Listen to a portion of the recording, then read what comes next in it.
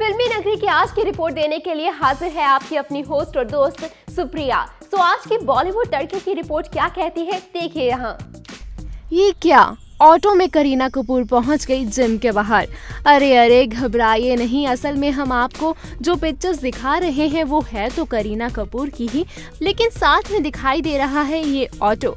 लेकिन अगर आप ध्यान से देखेंगे तो आपको पता चलेगा कि ऑटो के पीछे करीना की गाड़ी खड़ी है, जहां से निकलकर बारिश में भी बेबो जा रही है जिम। वाह, डेडिकेशन हो तो ऐसा कि बारिश आंधी आने से भी ना रुके। रिसेंटली बाबू मोशाई बंदूकबाज का ट्रेलर लॉन्च हुआ, जहां दिव्या दत्ता को इवेंट शुरू होने से पहले ही वहां से निकलते हुए देखा गया, वो भी नम आंखों के साथ। जब इससे जुड़ा हुआ सवाल किया गया दिव्या दत्ता से तो दिव्या थोड़ी सी इमोशनल हो गई, लेकिन साथ में उन्होंने क्या जवाब दिया, सुनिए जरा। Well, it is one of my very favorite films. मेरा बहुत ही पसंदीदा रोल है एंड आई थिंक ट्रेलर को बहुत सारा प्यार मिला है और मुझे कुछ कंट्रोवर्सीज मिली हैं खामखा की, बट या I wish my team all the very best and I am super proud of Babu Moshai. I don't need to throw any light. I don't know where that came from. It's ridiculous, really. So thank you. You were here yesterday. Yes, I was here. Because I had to go somewhere. इसी film से जुड़ी ये भी खबरें आई थी कि चित्रांगदा सिंह ने इस फिल्म से मुंह मोड़ लिया था। क्या था इसके पीछे का रीजन, बताया कुशन ने। तो मुझे लग रहा है चित्रांगदा के साथ मल्टीपल इश्यूज है, मतलब उसके लिए शायद एक और प्रेस कॉन्फ्रेंस लग जाए और मतलब मुझे लग रहा है उसके पास की स्क्रिप्ट 1.5 साल से थे और मुझे उसके बावजूद अगर उसको कुछ ऑब्जेक्शन था या कुछ भी था और अगर वो स्क्रिप्ट जो है वो इतने डिटेल्ड है, स्क्रिप्ट मतलब हर चीज़ उसमें लिखा हुआ था, तो अगर उसके बावजूद अगर किसी को ऐसा लगता है तो मैं किसी को फोर्स नहीं कर सकता हूँ। और मुझे लगता है वो सिर्फ इंटीमेट सीन का इशू नहीं था, इंटीमेट सीन का तो इशू ही नहीं था क्योंकि उसने ऑलरेडी शूट कर लिया था।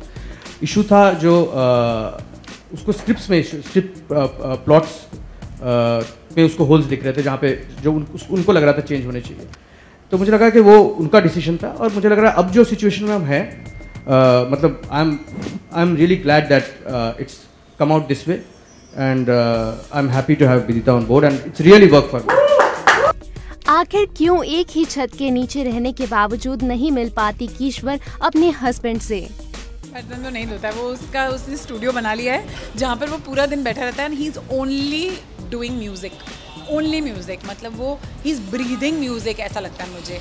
मतलब हम एक घर में भी रहते हैं, वो अलग रूम में रहता है अपने स्टूडियो में और मैं अपने रूम में रहती हूँ, तो it's like we hardly meet even though we stay in the same house because he is only doing music and I don't want to disturb him because somewhere I know that he loves what he's doing, so I don't want to be that one person जो you know keeps nagging him कि मत यार spend time with me and all of that, so I'm that way kind of.